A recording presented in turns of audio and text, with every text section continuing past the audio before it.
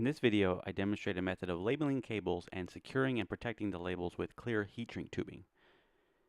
So some things you'll need are obviously some clear heat shrink tubing of various sizes.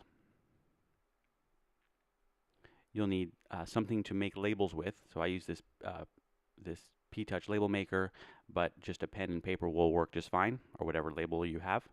You'll also need a heat source. I use a heat gun like this, and then some cables to label. So the first step is to make a label and apply it to your cable. And this label looks really nice and tidy on the end of that cable, but it will come off eventually. So the solution to that is to slide this clear heat shrink tubing over there and heat it up.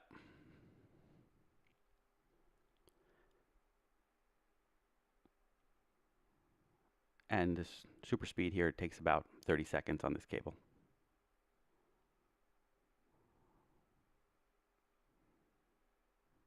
And it'll stay on there, it'll protect the cable, and it'll be legible for many years. Here's another cable, and this one I'm going to demonstrate using the paper and pen method. And you may need to make your paper and writing fairly small so that when you wrap the paper around the cable, it doesn't cover itself, depending on the size of your cable.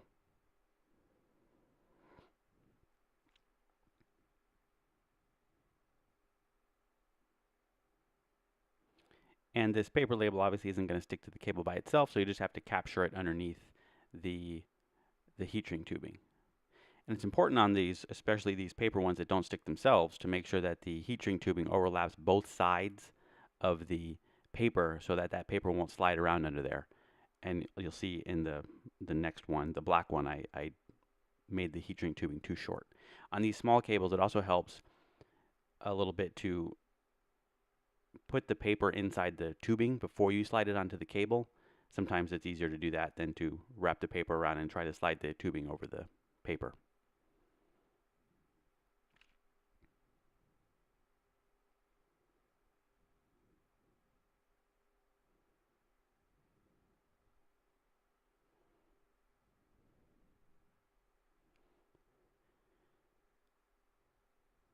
So this is the one I said I made too short here. You can see when I put that heat shrink tubing over there, it doesn't quite come off the end of the paper on the left side, and that one moves around a little bit. So make sure when you do it, you make the tubing longer than the paper on both sides. And there you go, and that label will remain legible and on there for years. And here's just a few examples of other cables with the same method. There's links to where you can get the materials I use for this in the description. And I hope this video was helpful.